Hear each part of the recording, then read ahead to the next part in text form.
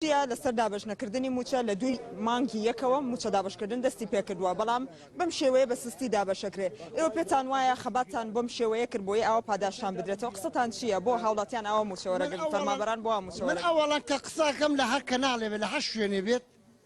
من بەرزە خوا ئاترسم نەئەترسم نەترساوم و نەئەش بێ بترسم لەخوا نەبێ لە ئەکبەر ڕاحی ناترسم ئێمە خەباتمان کرد بە پاکی کردومانە خاوەنی ئەخلاق و ئەدەب بوون بۆ پارە نەمان کردووە من خۆم یەکێکم لەوانە زیندانی سیاسی زمانی بەعسم لەگە باوکمان سەجن بووم لە شەڕی ناوخۆش 3 ساڵ و 2 مانگ لای پارتی سەجن بووم هەر لەسەر یەکێتی وەلەتی پشت حوتی پیرەمەگرون پێشمەرگە بووم لای بە ڕەحمەت بە شەید عومەر 1000 ڕەحمەت لە گۆڕیکە خۆشیان پلانیان بۆ دانا بۆ کوشتنی ئێمە ئاوا کردومانە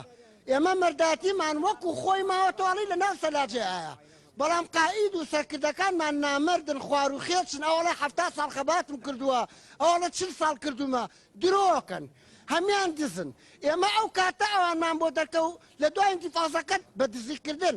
پاسیانە دزی شۆفلیانە دزی سڵنگیانە دزی ئەوان لەوە فێری دزی بوون ئەجا ئێمە گلەیمانەیە لە هەموو سەرکردەکانی تر سەرکردەیەک نییە ریزمان کات ڕێخستنێکمان تێ بکات بۆ ئینتیفاضە ئەگی ناسا حوتی بانی بۆ 12 نێڕۆی حکوومەتی کوردی لە ناوە بین بەڵام هەموو سەرکردە حیزبەکان درۆکەن هەمیان ماساچی مەسعود بەرزانی و یەکێتین کاکە دەبا سەرکردەیەکمان تێ هەڵکەوێت چەک و ئەسەحە بخاتە ناو باخلی خەڵکەوە قومبەلە و ڕمانە بخاتە ناو باخلی خەڵکەوە کاتی خۆی کە بۆن و ئێمامان کرد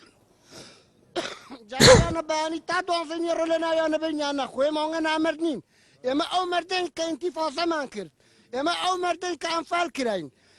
ئێمە ئەو مەردەی بە ئەنواع و باشکال خەباتمان کردووە واتە ئەو هێز و تاقەی لە ئێوە ماوە کە بتوانن ئەوانی ئەو نامەردانن کە 70 ساڵ خەباتیان کردووە 40 ساڵ خەباتیان کردووە بە دزی بە خوار و خێچی بە نامەردی بە شەڕی ناوخۆ بە فیتنەی چیان پێڵێن کە ماوەی زیاتر لە مانگێکە ئێوە بەکارەکەری وڵاتان ئەوان ئاوا کردویان ئێمە ئاوا کردمان بەڵێ چیان پێڵێن کە ماوەی مانگێکە ئێوە دەستی دەستیتان پێکرێت دێنە بانقەکان و موچەتان پێ نادرێ چی ئەڵێن ئێمەستان چیە بێ ئێمە ئێستا گەشتونەتە ڕادەیەک بۆ پرسیارەکەی تۆ ئەبێ ئیتر هیچیان پێ نەڵێ تەواو چرا هەڵکە گویتیامە هەچی قسێ بکەین پڕ بە ژوورێکە و بەهای پولێکە تەواو حەل نەماوە ئیلا ئینتیفاضە چاوەڕێی پیاوێکی مەرداناکەن ڕێخستنێکمان تێ بکات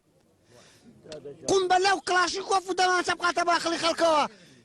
ئەوانە ئەو پیاوانی لە ئاسی ئێمە بتوانن خۆیان ڕاگرن دیارە هەر قسەیەکی نەشیاو یاخود تەشیرە بچێتە پەخشەوە ڕاستە و خۆیە و ئێمە ناتوانین کە ڕێگری لەو جۆرە قسان